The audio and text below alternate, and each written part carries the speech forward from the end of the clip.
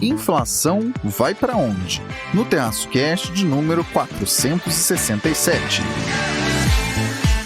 Fala pessoal, Caio Augusto, direto da madrugada de 14 de abril de 2025, após uma semaninha de hiato neste glorioso podcast por motivos de...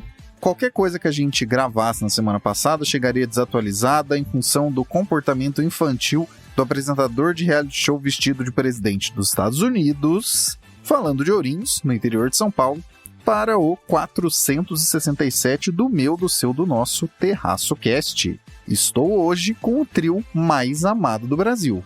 Vamos a elas. E aí, Raquel de Sá? Alô, alô, terraceiros e terraceiras! Aqui quem fala é ela, a mulher do tempo sem tempo, que fala diretamente do aeroporto. Brincadeira, não, mas parece, né? Parece que eu tô, na verdade, diretamente de dentro do avião, né? Dado essa barulheira. Mas não, gente, essa barulheira é só porque eu estou aqui falando de terras paulistanas, diretamente o que? Do meu lar, né? Do meu lar em terras paulistanas. Então, dessa vez, não vai ter graça de locais inusitados aqui da gravação desse podcast. Eu estou aqui, né, para dizer oi para a Rei, para Fê, minhas companheiras de podcast, e também para nosso âncora preferido de todos, Caio Augusto, que não deixa a gente esquecer, não deixa faltar, né, nunca aqui esse podcast. Mas hoje eu queria mandar um beijo especial, gente. A gente faz que nem no rádio, eu acho chique, né? Que nem aquelas coisas antigas, eu acho isso maravilhoso. Então fica aqui um beijo especial para o meu fã número 1, tá? Felipe Gabeste, um amigão que merece, tá? Que merece muito um abraço especial nessa semana. Então é isso, Felipe Gabeste, se você não estiver ouvindo, vai ser uma bad vibes, mas que bom que ninguém vai saber se você tá ouvindo ou não. Mas é isso, fica aqui o meu recadinho. Direto da Terra da Garoa, mandando beijo e tudo. Alô, Felipe Gabeste, segura essa homenagem. Fala, Renata Couto. Alô, alô, terraceiros. Oi, Caio, oi, Fernanda. Oi, Raquel. Espero que estejam todos bem. Eu aqui, Renata, como sempre, trazendo o boletim internacional para vocês. Essa semana eu tô gravando aqui do litoral, São Sebastião, está um sol lindo, muito gostoso. Eu tô aqui vendo um navio, inclusive, na Ilha Bela, e aqui gravando o podcast para vocês, como sempre. E essa semana o Caio me pediu para falar sobre Europa e China. Então a gente vai sair um pouco dos Estados Unidos, né, a gente quis fugir, na verdade, né, não é sair, é fugir dessa questão aí dos Estados Unidos do Trump, porque assim, essa questão dos táxis do Trump, né, das tarifas de importação, é uma coisa que parece aquelas brincadeiras de vivo ou morto que a gente fazia quando era criança, lembra? Vivo, tá morto, tá vivo, tá morto. E o mercado de ações também, né? Anda com emoções e a gente não sabe até que ponto, né, essas emoções aí também não são artificiais, porque as pessoas conseguem ganhar dinheiro na volatilidade também, né? Principalmente quando sabem o que vai acontecer, o que decisões serão tomadas. Mais uma vez, olha só que belo comprometimento da equipe. Direto da praia, e sim, fugindo um cadinho desse caos, mas não muito, logo você vai entender o porquê. Tudo bem, Fernanda Pérez de Mello? Olá, meus queridos amigos do Terraço Cast. Gente, semana passada eu fiquei no laboratório fazendo exames de endoscopia, etc e tal. Nunca tinha feito, nossa, me pegou mais do que eu imaginava. Mas estou de volta. Estou de volta para o nosso podcast favorito. E essa semana falando de algo que eu gosto, TikTok. Certamente a equipe não seria a mesma sem você. Ainda bem que você está de volta para deixar esse humilde podcast completo. E aproveitando, você que está aí nos ouvindo, jamais se esqueça que saúde é a coisa mais importante que você tem. Porque sem ela, nem todo o tempo ou dinheiro do mundo poderá ser aproveitado. Cuidem-se porque vale muito a pena. Adendo feito e time completo em campo, vamos ao 467. Raquel, com a inflação em 12 meses, basicamente 1 ponto percentual acima do teto da meta, o que podemos esperar sobre IPCA nesse ano? Pois é, meu querido Caio Augusto, o tema de hoje é a inflação. É a inflação, porque é isso, a gente não tem mais o que falar, né? A gente só tem esse assunto, parece, na vida, a inflação, é fiscal, né? Mas assim, não se preocupem, caros ouvintes. Não vou deixar de falar aqui, né, do assunto do momento, que a Rê já trouxe pra gente aqui, né, que todo mundo já sabe, está coberto, né, já está cansado de ouvir sobre Donald Trump e suas tarifas. Porém, né? Eu tenho que pedir desculpas e falar que eu vou falar disso, mas no contexto aqui brasileiro, né? E o que tem a ver a nossa inflação, né, com esse cenário de Donald Trump e o que esperar no meio disso tudo? Vamos lá, começando pelo resultado da inflação. A gente teve nessa semana, na semana que se encerrou, no momento em que eu gravo esse podcast, que a inflação de março, o IPCA de março, ele registrou o maior patamar desde fevereiro de 2023, tá? Então foi um patamar aí, como o Caio bem falou, mais de 1 ponto percentual acima do teto da meta. A gente tá falando de 5,48%. Eu não gosto muito do conceito de teto, tá, gente? A gente tem que lembrar que isso é o limite superior.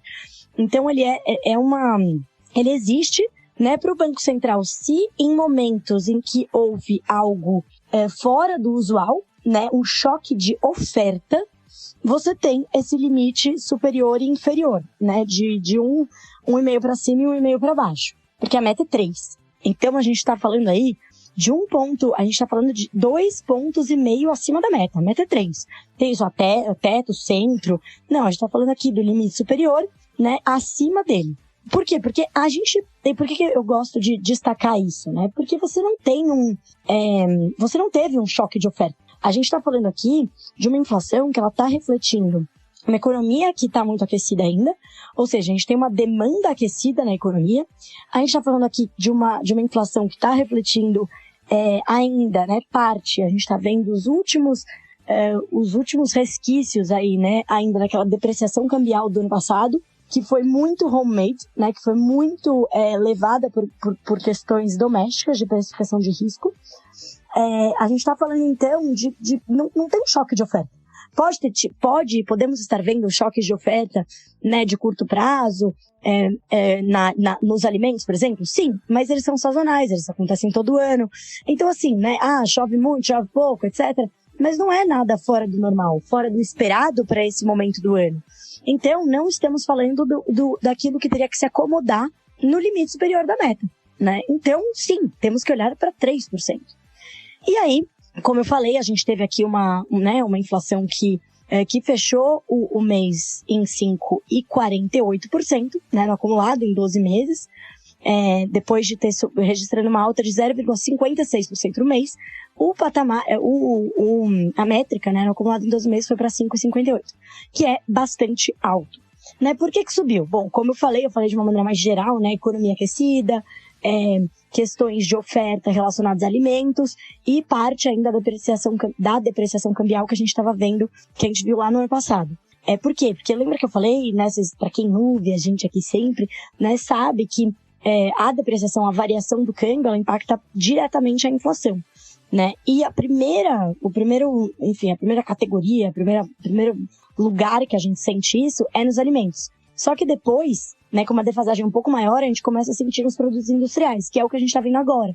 Tem uma depreciação cambial de novembro, né, do ano passado, muito forte, que o real, né, que o dólar foi para 6,30 por aí. A gente está sentindo ainda, né, mais nos industriais. E quando a gente olha para os alimentos, que pesaram bastante de novo no IPCA desse mês, é muito relacionado aí com movimentos de oferta, né? Ou seja, uma seca aqui, uma quebra de safra no café, por exemplo, mas que é casado com a demanda, né? Se a gente não tivesse uma economia bastante aquecida, né, que a gente ainda tivesse com uma série, assim, ainda tivesse refletindo uma série de impulsos que a gente viu na economia no ano passado e que esse ano o governo está fazendo bastante esforço para manter a economia impulsionada, a gente não teria uma inflação tão pressionada, né? A gente teria outro efeito, né, do ponto de vista aí de comportamento de preços. E o setor de serviços, né, que eu sempre falo aqui, que é muito olhado, né, uma métrica muito olhada pelo Banco Central, serviços subjacentes, quando você tira aqueles preços mais voláteis, né, os serviços que são intensivos em mão de obra, tudo isso reflete o que? Uma economia aquecida, um mercado de trabalho aquecido. Legal, beleza. Mas e agora, Raquel, o que tem que fazer para essa inflação começar a se reaproximar da meta? Tem uma série de coisas, né? Incluindo a parte fiscal, que é importante para quê? Como que o fiscal bate na inflação? E eu já falei isso várias vezes aqui nesse podcast. Ele bate principalmente pelo ponto de percepção de risco. Isso é tanto de uma maneira geral nos ativos financeiros, que isso bate no nosso câmbio, quanto na questão da percepção, aí não é risco, né? A percepção nas expectativas, a percepção de como que isso vai, aquela sensação de já vi esse filme, o governo vai estimular muito, vai gastar demais, vai estimular a economia, tudo vai continuar subindo de preço, eu não acredito que os preços vão cair, então eu já coloco isso no meu preço. Então bate ali nas expectativas e a inflação é aquela profecia autorrealizante. Então a gente tem essa parte fiscal que é importante, tem do ponto de vista monetário, que é o que o Banco Central consegue fazer, elevar a taxa de juros. Só que, gente, eu falei que eu ia falar sobre as tarifas, né? Até então, a gente estava falando muito do risco inflacionário das tarifas. O Trump está colocando mais tarifas, isso vai aumentar o preço nos Estados Unidos, pode acabar sendo importado uma inflação, ainda tem o lado dos juros, né, que os juros vão ter que ser ainda mais altos aqui, porque é tudo relativo, se os juros lá ficarem altos por mais tempo para segurar uma inflação. Só que tem um outro cenário, existe uma outra parte do cenário, que as tarifas são tão altas que elas inviabilizam, né, o comércio entre alguns países. E aí ela pode ter dois efeitos, né, dois caminhos que levam para um efeito desinflacionário. Ou seja, ajudam, né, ajudam aqui o nosso controle inflacionário. Na verdade, são 3 caminhos, né, e um é um pouquinho mais de longo prazo. O primeiro, que é mais de curto prazo, é o próprio câmbio. Se a gente tem a percepção, né, se a gente tem uma expectativa de que a economia global vai crescer menos, que a economia americana vai entrar numa recessão e que isso vai levar o mundo para um crescimento menor, a redução do comércio vai levar o mundo para um crescimento menor, isso tem enfraquecido o dólar em relação a tanto moedas desenvolvidas quanto emergentes. Então a gente viu o dólar perder força no mundo nos últimos meses. A gente viu aqui, né, 5,60, 5,70, subiu, tá 5,90, porque tem uma parte da aversão ao risco. Então, assim, é muito difícil saber num ambiente de tanta incerteza para onde vai o dólar. Porque também tem a questão, né, de que quando tem muita incerteza no cenário, os investidores tendem a ir para ativos considerados portos seguros, incluindo o dólar, e aí o dólar valoriza. Mas o que a gente está observando não é esse comportamento. É um comportamento de desvalorização do dólar diante de uma expectativa de uma recessão nos Estados Unidos, né, de uma perda daquele privilégio exorbitante, né, do excepcionalismo americano, com, né, políticas que podem trazer, né, uma grande disrupção, né, no crescimento econômico muito negativo nos Estados Unidos, né? O nível de incerteza é aquilo, você não sabe como é que vai ser a tarifa amanhã, como é que você vai fazer o seu negócio, como é que você vai produzir mais iPhone, como é que você vai, aliás, né, o Trump já até tirou os celulares das tarifas, né, porque ele não é bobo nem nada, né? Como é que você vai conseguir, né, criar alguma previsibilidade para o seu negócio se você não sabe nem quanto que você vai pagar para exportar, para importar, né, para importar partes do que você precisa para exportar, quanto que você vai encarar de tarifas quando você chegar no outro país, que pode ter uma reciprocidade. Então, essa incerteza é a pior coisa, é paralisante. E isso pode trazer, né, impactos rápidos para a economia americana e levar a economia para uma recessão. E isso tende a desvalorizar o dólar, e aí acontece o quê? Ajuda muito o trabalho do Banco Central, né, em controlar a inflação. A gente sabe que quando a gente muda um cenário base de dólar a 6, por exemplo, para dólar a 5,80, isso tem um impacto enorme, né, no modelo do Banco Central de quanto ele precisa, né, colocar a taxa de juros para controlar a inflação. Isso ajuda bastante. Então, né, a gente fala tanto que quanto mais desvalorizada a moeda, mais impacta a inflação, o inverso é verdadeiro. Então, esse seria um potencial alívio esquisito, né? Parece, como assim um alívio? Mas poderia ser, sim, um efeito desinflacionário das tarifas. Um outro efeito desinflacionário pode ser, por também, de certo curto prazo, é no preço de commodities, né? Então, você tem, a gente já viu o petróleo cair bastante, né? Se aproximar de $60 o barril, que também está sendo, né, da onde está vindo essa queda de commodities, principalmente commodities industriais? Está vindo na expectativa, de novo, de um crescimento global menor.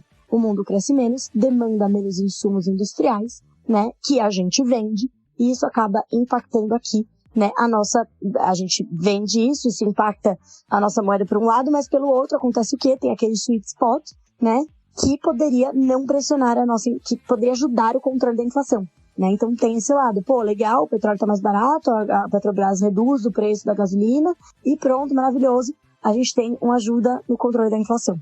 E aí, tem um outro efeito, o terceiro efeito, que é esse, que é um pouco mais de longo prazo, médio, que seria, que desinflacionário também, que seria a gente ter produtos, né, de países que antes tinham como mercado os Estados Unidos, e como agora se tornou inviável economicamente, eles tentam desovar esses produtos em outros lugares, principalmente produtos chineses. E outros também, né, do Sudeste Asiático, por exemplo, da indústria têxtil, né, começa a invadir, né, aqui o Brasil a preços reduzidos. Ah, mas a gente tem muita barreira comercial. A gente tem, mas não é 150%. Então, talvez exista também esse impacto, mas é um impacto que ele demora um pouco mais, não é que o Brasil é o lugar mais fácil de se fazer negócios, não é que você faz de um dia para o outro, então poderia assim também ter um impacto desinflacionário, né, adiante no médio prazo. Mas os outros dois, commodities e taxa de câmbio, eles são mais de curto prazo e podem ajudar aí o trabalho do Banco Central. Então olha aí, quem sabe, o Trump vai ajudar a gente aqui? Não sei não. Mas é interessante que no comunicado do Copom, da reunião, não dessa última reunião, mas da outra, eles trouxeram ali uma questão, uma linha falando, né, as tarifas podem ser desinflacionárias. Aí todo mundo falou, que palhaçada é essa? Os caras estão muito loucos. E pode ser aí que eles estavam falando disso, né? Eles deram uma cebada na nata, não explicaram muito bem para onde eles queriam chegar, mas talvez era exatamente isso que eles estavam falando, de um né, ambiente potencialmente recessivo e que pudesse ajudar, né, não pudesse ser uma força para o outro lado, uma força desinflacionária. Mas, de todo modo, então pode ser que tenha esse viezinho aí de baixo em algumas projeções, pode ser que a gente acabe o ano aí com 5,5 ao invés de 6, pode ser mais próximo de 5, mas o estrutural, né, da pressão sobre os preços, que é a atividade econômica aquecida, ele ainda está aí. E todos esses impulsos adicionais da atividade que eu falei no último episódio, eles vão continuar dificultando o trabalho do Banco Central. Se não pela parte fiscal, né, porque a gente não está falando de medidas fiscais necessariamente, como eu falei no episódio passado, como, por exemplo, a questão ali do crédito consignado privado, do Minha Casa Minha Vida, não é fiscal, é parafiscal, é regulatório, mas mantém esse impulso na atividade, que a gente sabe que é muito importante, né, que tem sido um dos grandes propulsores da inflação, né? Só a gente olhar que um dos principais eixos de inflação alta são os serviços, né? É a inflação de serviços, que é muito aí ligada ao mercado de trabalho aquecido e uma economia aquecida. Raquel explicou bem amplamente e com diversos detalhes, restando a essa voz que aqui ancora o breve complemento. Boa parte da inflação que estamos vendo é obra direta da atuação governamental brasileira no presente momento. E são basicamente dois os motivos. Localmente, temos uma taxa de juros já nas alturas e que continua subindo, e ainda assim vemos a inflação se distanciando mês a mês do centro da meta, desancorada mesmo. E quando olhamos o resto do mundo, essa guerra comercial está desacelerando negócios, complicando transações e, ao mesmo tempo, acabará batendo em desaceleração econômica e sobra de produtos. Dois fatores que, juntos, tendem a puxar a inflação para baixo. Mesmo com o Banco Central fazendo sua parte, buscando o centro da meta, e Trump fazendo a parte dele, implodindo as instituições de comércio global que o próprio país do qual ele é presidente colocou na mesa desde o pós-Segunda Guerra, ainda assim, nossa inflação segue desancorada, distante da meta. Estima-se que essa questão seja razoavelmente equalizada no segundo semestre desse ano, quando, segundo as previsões mais recentes, o PIB deve passar por uma notável desaceleração. Essa aqui, quando olhamos para os setores mais cíclicos, já está acontecendo. O IBCBR, conhecido como prévia do PIB, medido pelo Banco Central, agora para fevereiro de 2025, que saiu recentemente, foi de 0,4% e foi fortemente puxado pelo agro. Resultado disso tudo, mais uma vez, vamos passar por um período em que o combo juros altos, PIB desacelerando e governo fazendo o maior esforço do mundo para fingir que não precisa lidar com nenhum dos problemas enquanto segue jogando lenha na fogueira da inflação, esse combo seguirá na mesa agora. Um palpite pessoal. No segundo semestre, principalmente por efeito externo, vindo de desaceleração global, a meta de inflação, de maneira surreal, deve fechar 2025 abaixo de 4,5%. Quer dizer, a meta não, né? A inflação acumulada do ano de 2025. deve fechar abaixo de 4,5%, mas grudado nesse teto, sem a menor pretensão de se aproximar do centro da meta. Vale reforçar, é de 3%.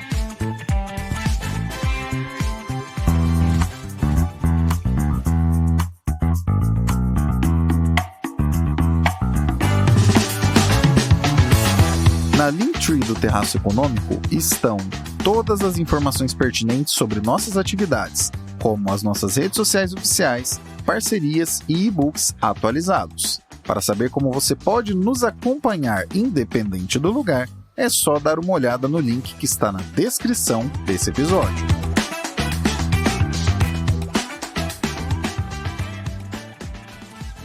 Renata com o Boletim Internacional. China e União Europeia discutindo aproximação em carros elétricos. Mas então, vamos lá para a Europa e a gente vai discutir um pouco o que os outros países estão fazendo, né, para se movimentar em termos de acordos comerciais, para fugir um pouco dessa questão dos Estados Unidos, que, claro, é um mercado consumidor importantíssimo, é uma economia, né, a maior do mundo, importantíssima, mas não é a única.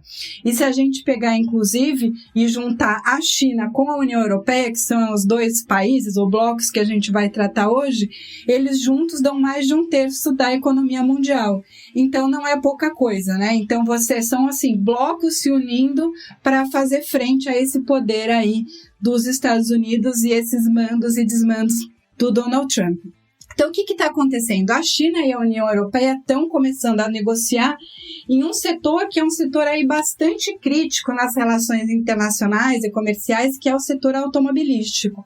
Inclusive, a gente comentou num podcast do ano passado exatamente o contrário, né, da Europa, colocando barreiras e colocando dificuldades para a importação de veículos chineses, basicamente, né, alegando que a China tem uma indústria automobilística muito subsidiada, é uma indústria que, inclusive, além de subsidiada, ela é verticalizada, então a mesma empresa controla todo o processo de produção, e isso acaba conseguindo que essa empresa, ou fazendo com que essa empresa consiga vender a preços mais baratos.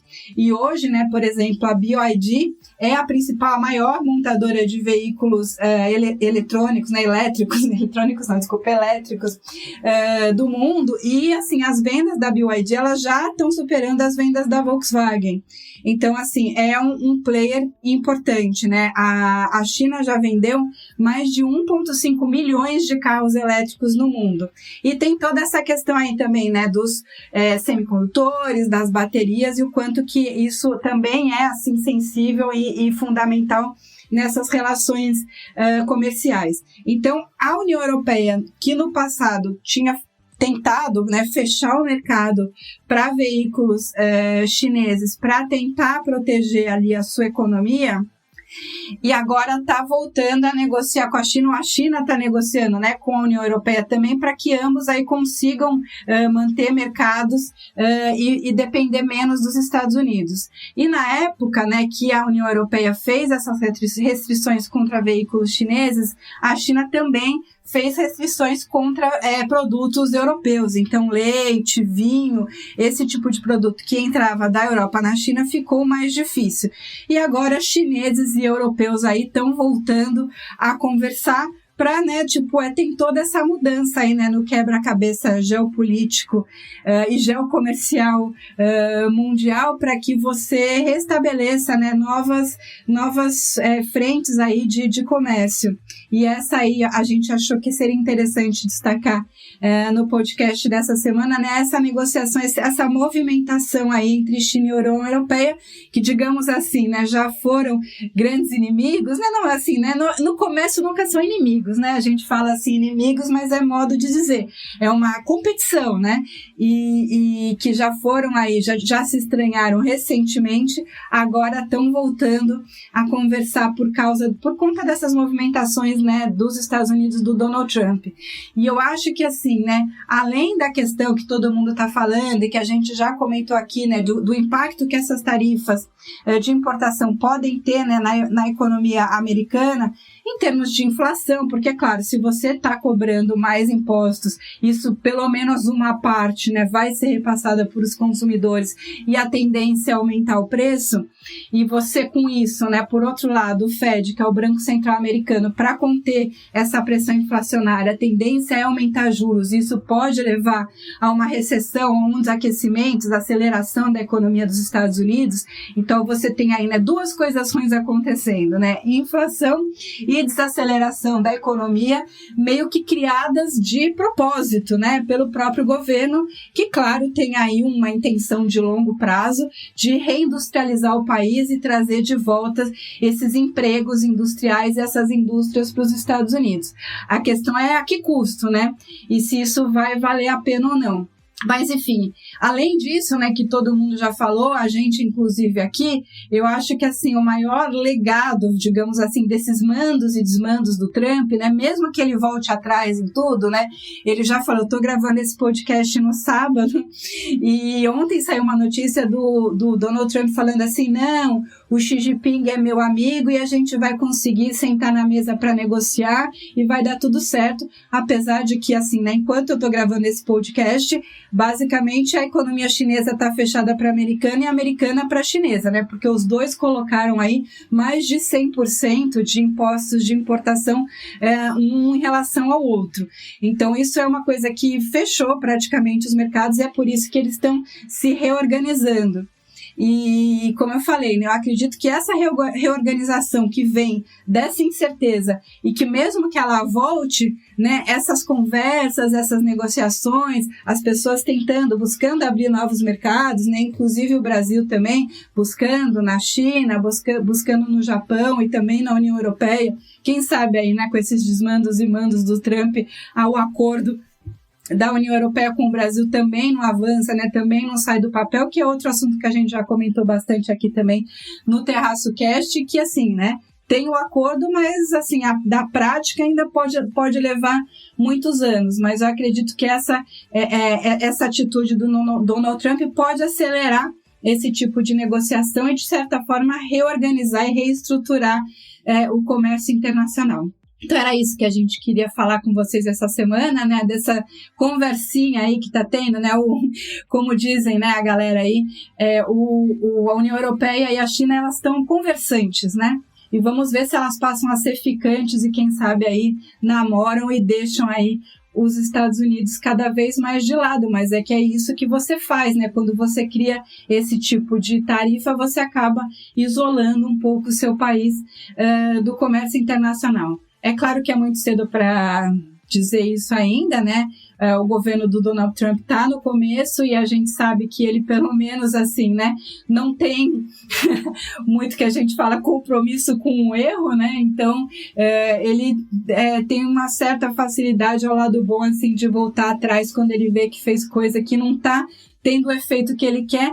E o Donald Trump é uma pessoa que olha muito o mercado de ações, e se vocês verem o mercado de ações esse ano, né, tá até triste de ver, não olhem assim, porque mesmo com essa melhora que teve na semana passada, né, por conta de mais um desmando aí do Donald Trump de tipo reduzir a tarifa para todos os outros países, menos para a China, né, a gente não sabe o que vai acontecer na semana que vem, então fica essa questão da incerteza e essa tendência aí de reorganização dos mercados que eu acho que vale a pena a gente ficar de olho. Sobre esse assunto, conforme adiantei logo na abertura do episódio, de fato tem relação com a metralhadora de tarifas de importação que Trump tem colocado na mesa, depois tira da mesa, em seguida faz alguma ameaça e por aí vai. Lembra do que já te contamos aqui em episódios recentes, que ninguém gosta de lidar com fio desencapado, seja em relações pessoais ou comerciais? Pois então, diferentemente do que a criança birrenta que comanda a economia americana nesse momento pensa, ninguém vai ficar chorando e esperando os desígnios da mente do tal aprendiz para saber para onde destinar os seus produtos ou não. Na verdade, movimentações como essa que a Renata bem lembrou vão na direção contrária do que recentemente nós contamos aqui nesse mesmo podcast. Essas movimentações são um demonstrativo prático disso, de que ninguém vai ficar esperando. As cadeias globais de valor já estão se movimentando. No curto prazo, sim, a bagunça imperará e provavelmente sobrarão produtos. Mas no médio prazo, que já se desenha agora, o que poderíamos chamar de nos próximos trimestres, quem quer fazer negócio já está correndo atrás disso agora. Depois não adianta ficar chorando quando passarem a ser preteridos nas mais amplas óticas possíveis. Desde a do turismo, que tem caído quando a gente olha para o Canadá e para a União Europeia em diversos países na casa dos 2 dígitos nesse exato momento, desde o turismo até a abertura de novos mercados e parcerias. Cabe reforçar que essa conversa entre China e União Europeia em relação a carros elétricos chineses está bem no começo. E sim, é importante relembrar que as decisões do Parlamento Europeu são um pouco mais burocráticas e demoradas do que todos nós gostaríamos. Haja vista, por exemplo, o acordo Mercosul-União Europeia, que ficou 20 anos para sair e mesmo estando com muitas aspas no jeito, há alguns anos, não começou a valer ainda por oposições específicas de alguns países e alguns setores. Dito isso, a mera existência dessas negociações, dessas conversas, mostram que ninguém vai ficar esperando a mente instável que toca o tio Sam decidir se quer ou não fazer dinheiro. O dinheiro vai para onde é produtivo. Jamais se esqueçam disso.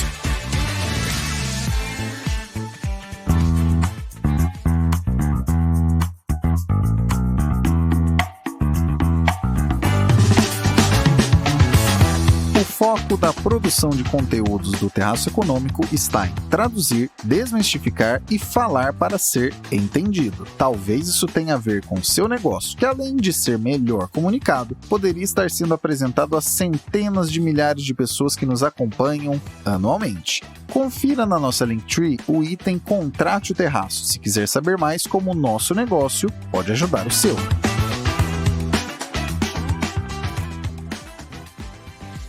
Fernanda, como o TikTok está acelerando os ganhos da ByteDance apesar da desaceleração da China? Beleza, então vamos começar entendendo o pano de fundo. A China, que por muitos anos foi o grande motor de crescimento da economia global, né, números que assustavam a gente, como é possível um país crescer tanto no ano, enfim. A China está agora passando por um período de desaceleração estrutural, o consumo interno está bem mais fraco, o setor imobiliário vive uma crise, a gente já comentou dessa crise há algum tempo aqui no Terraço Cast, enfim. E as Big Techs chinesas estão operando com uma forte vigilância do governo.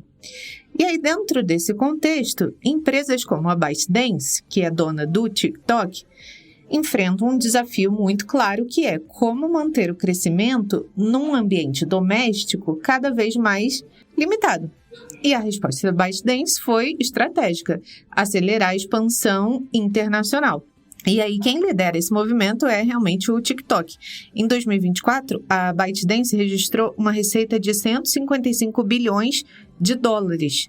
Isso representa um crescimento para eles de 29% em relação ao ano anterior. E o mais impressionante é que 39 bilhões de dólares vieram de vendas internacionais, um salto de 63% nesse segmento fora da China. Ou seja, a operação global já representa aproximadamente 1/4 da receita total da empresa.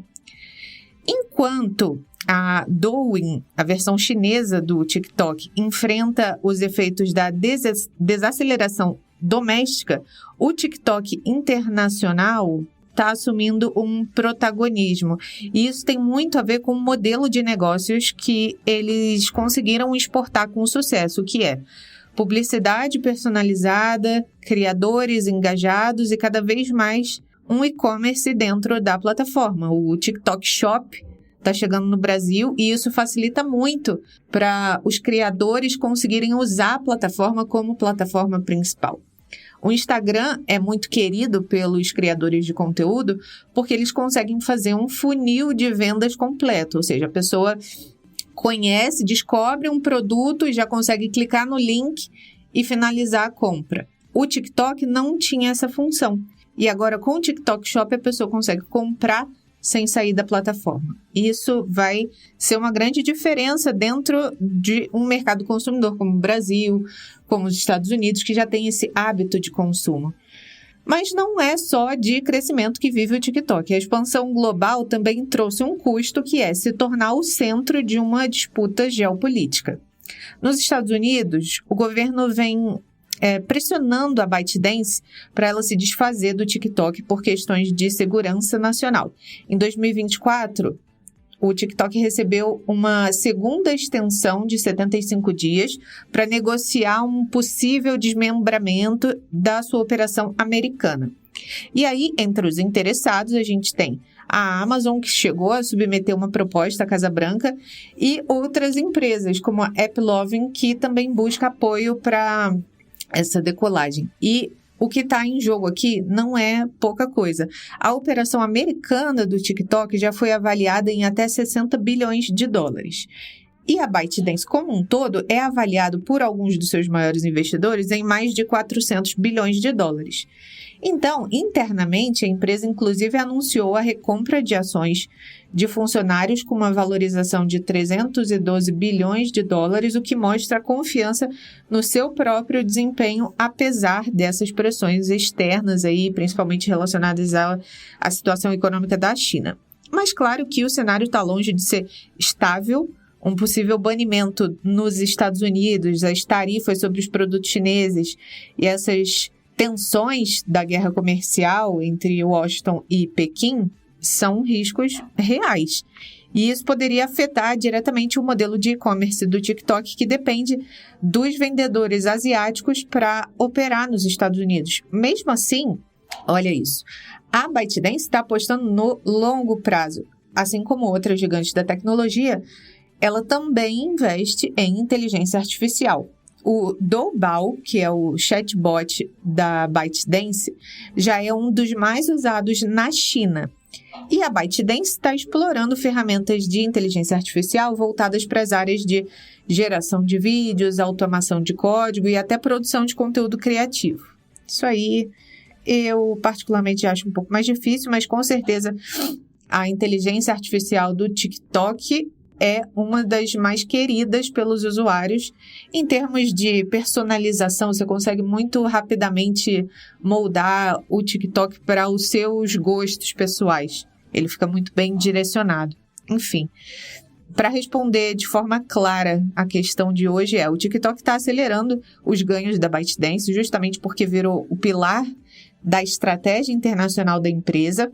Ele está segurando as pontas do crescimento no momento em que a economia chinesa impõe limites claros, e isso ensina duas coisas importantes para a gente. Primeiro, como a internacionalização pode ser uma tábua de salvação para empresas que enfrentam mercados domésticos em retração, e o crescimento exponencial em mercados estratégicos vem acompanhado de riscos da mesma magnitude, especialmente quando se está no centro das tensões de duas potências econômicas, Estados Unidos e China. A desaceleração estrutural que a Fernanda citou é aquela que, para você que nos ouve há alguns anos, não será nenhuma novidade. A China saiu de um crescimento vigoroso em 2 dígitos ao ano por algumas décadas, mais recentemente passou a ter um crescimento na faixa entre 7% e 10%, e no presente momento, até a ambiciosa meta traçada pelo Partido Comunista Chinês é de 5%. No fundo, parece que esse assunto aqui é só sobre o TikTok, mas serve como um gancho para lembrar algo importante. Diante da guerra comercial que verificamos agora entre Estados Unidos e China, o crescimento da segunda maior economia do planeta só poderá acontecer de maneira mais engendrada se for contando com o consumo de sua própria população, o que isso não está podendo contar muito, porque está desacelerando agora, ou com parcerias comerciais que não contem com os Estados Unidos, que no momento em que essa ancoragem é realizada, na madrugada de 14 de abril de 2024, temos um desacoplamento entre China e Estados Unidos, com essas taxas colocadas na mesa pelos Estados Unidos e respondidas pela potência asiática. TikTok, inclusive, que, tal qual algumas outras coisas em Trump 2, passou por mais um adiamento para a resolução daquela novela americana chamada Precisamos banir essa rede social por motivos de segurança nacional. Por mais surreal que possa parecer, já pensou se essa rede social acaba servindo como fio condutor de alguma resolução de uma guerra comercial? Tempos modernos, jovens. Tudo pode acontecer e o mundo não é mais como antes. Vamos então nos encaminhando para o encerramento do 467 deste que é o podcast de economia e assuntos afins mais amado do Brasil. Obrigado, Raquel. Então, pois é, pessoal, será que no fim a gente vai agradecer o Sr. Trump, Banco Central? Acho difícil. Mas, como sempre, né, como eu sempre falo, economia nada é, duas coisas que eu sempre falo, né? Nunca tem uma razão, nunca tem uma coisa explicando o movimento, né? Só um fator, tudo é possível. Né? Muitas coisas são improváveis, mas nada é impossível na economia. Então é isso, pessoal. Por hoje eu fico por aqui. Um grande beijo a todos os nossos TerraçoCasters ouvintes aqui. E a gente se fala e se ouve na semana que vem. Obrigado, Renata. Na semana que vem eu volto com mais notícias e mais análises aqui no Boletim Internacional do TerraçoCast. Um beijo a todos, espero que passem a semana todos bem. Semana que vem eu volto para gravar aí para vocês, né, no sábado de Aleluia. Então, continuem se cuidando que falta pouco para acabar a quaresma. Um beijo e até lá. E obrigado, Fernanda. Meus queridos terraceiros, muito obrigada por mais um episódio. Raquel, Caio, muito obrigada pela companhia de sempre. E a gente se vê na semana que vem. Vocês sabem que podem me encontrar nas redes sociais como @sigafefa. Beijo. Teremos episódio na semana que vem. Você que sempre nos acompanha vai ficar sabendo, mas como temos aí a Páscoa no meio do caminho, inclusive boa Páscoa para você que estiver nos ouvindo agora, como temos a Páscoa no meio do caminho e como temos aí um tiroteio de informações, pode ser que semana que vem a gente não esteja aí, mas contem com a gente, porque se não estivermos semana que vem, certamente na outra estaremos aqui. Gostou do que ouviu aqui? Manda pra galera e colabore com a audiência. É isso que nos faz estar aqui há tantos anos. Abraços pelas ondas sonoras. Retomamos a prosa no próximo episódio.